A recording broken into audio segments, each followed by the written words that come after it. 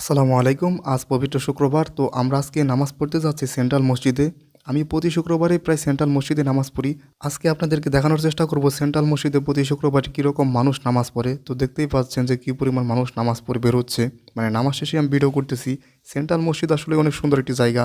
এর আগেও আমি আপনাদের বিভিন্ন ভিডিওতে কিন্তু দেখিয়েছি যে রাজশাহী বিশ্ববিদ্যালয়ের সেন্ট্রাল মসজিদ আসলে কেমন। যে সময় আপনাদেরকে দেখিয়েছিলাম এই মসজিদটি, সে সময় কিন্তু খুব বেশি লোক ছিল না বা একেবারে লোক ছিল না বলা চলে।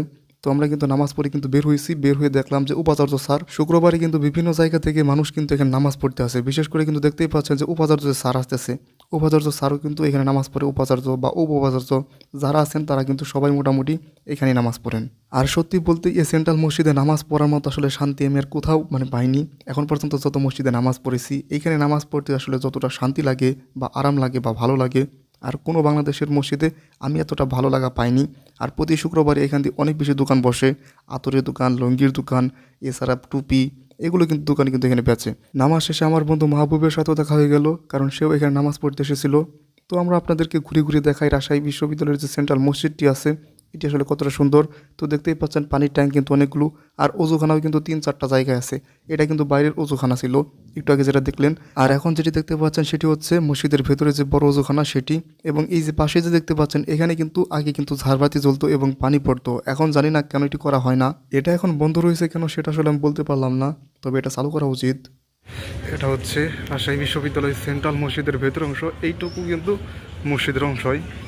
এদিকে খালি পড়ে থাকে, এইদিকে যারা জামাতের লোক আসে বা বিভিন্ন লোক আসে বা বিভিন্ন অনুষ্ঠান হলে বা জোর হলে এখান দিয়ে রান্না করে।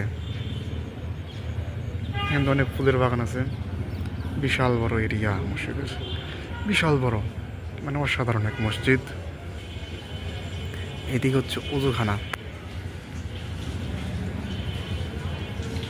দাঁড়া, এই হচ্ছে মসজিদের বারান্দা। এটা বারান্দারও বারান্দা, কারণ বারান্দা হচ্ছে ওইটুকু, মসজিদের ভেতরে হয়েছে ওই অংশ। এদিকে বন্ধু মাহবুব নামাজ পড়তে এসেছে, করলাম এসছে মসজিদের ভেতরের অংশ। মানে অসম্ভব ভালো লাগে মসজিদে নামাজ পড়লে, যেটা বলার বাইরে। অনেকেই নামাজ পড়ে যাওয়ার পর আমরা মসজিদের ভেতরে ঢুকি এবং মসজিদের ভেতরে পরিবেশ তো দেখতেই পাচ্ছেন, অনেক সুন্দর এবং অনেক শীতল একটা পরিবেশ। তো মসজিদের ভেতর কিন্তু আরও বেশি ভালো লাগে আমার কাছে। মসজিদ হচ্ছে আল্লাহ তাআলার ঘর, আর আমাদের যদি মসজিদে যদি না ভালো লাগে তাহলে আমাদের কোথায় ভালো লাগবে বলুন দেখি। আমি মসজিদের ভিতর ভিডিও করতেছিলাম, তো আমার হাত থেকে ক্যামেরা নিয়ে মাহবুব ভিডিও করা শুরু করলো এবং সে কিন্তু পরের ভয়েসটুকু দিয়েছে। কি সুন্দর একটা পরিবেশ। এই যে আমাদের বন্ধু সিফাত, সিফাত তো বলে সে কোনো ভিডিওতে থাকে না, তাই সিফাতকে ধরিয়ে দিলাম ভিডিওতে।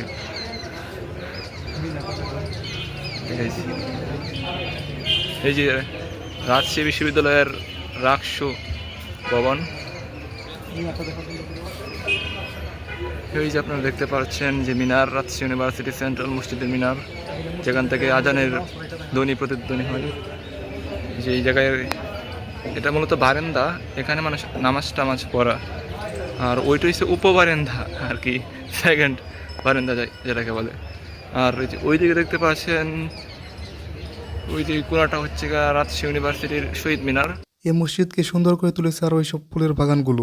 আর মসজিদের পাশে এত ফুলের বাগান বা ফুলের গাছ, যেটা কিন্তু বলার বাহিরে।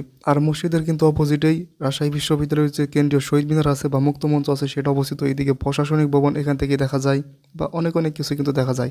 আর এটা হচ্ছে মসজিদের মিনার। যারা রাজশাহী বিশ্ববিদ্যালয়ে ভর্তি ইচ্ছুক শিক্ষার্থীরা আছে, তারা তো আপনারা তো অনেক স্বপ্ন নিয়ে এই বিশ্ববিদ্যালয়ে আছেন। তো আমি আপনাদেরকে বলবো, যারা মুসলিম শিক্ষার্থী আছেন, আপনারা এই স্বপ্ন দেখতে পারেন যে আমি বিশ্ববিদ্যালয়ে ভর্তি হওয়ার পর আমি বিশ্ববিদ্যালয়ে এই সেন্ট্রাল মসজিদে নামাজ পড়বো, অন্তত এক ওয়াক্ত হলেও নামাজ পড়বো, সেই জন্য আমাকে চান্স পেতে হবে। আপনারা এই স্বপ্ন দেখতে পারেন, কারণ বিভিন্ন শিক্ষার্থী বিভিন্নভাবেই কিন্তু স্বপ্ন দেখে। তো আপনারা এই স্বপ্ন দেখলেন, অবশ্যই ভালো একটা স্বপ্ন। ভিডিওটি দেখার জন্য সবাইকে ধন্যবাদ। আসসালামু আলাইকুম।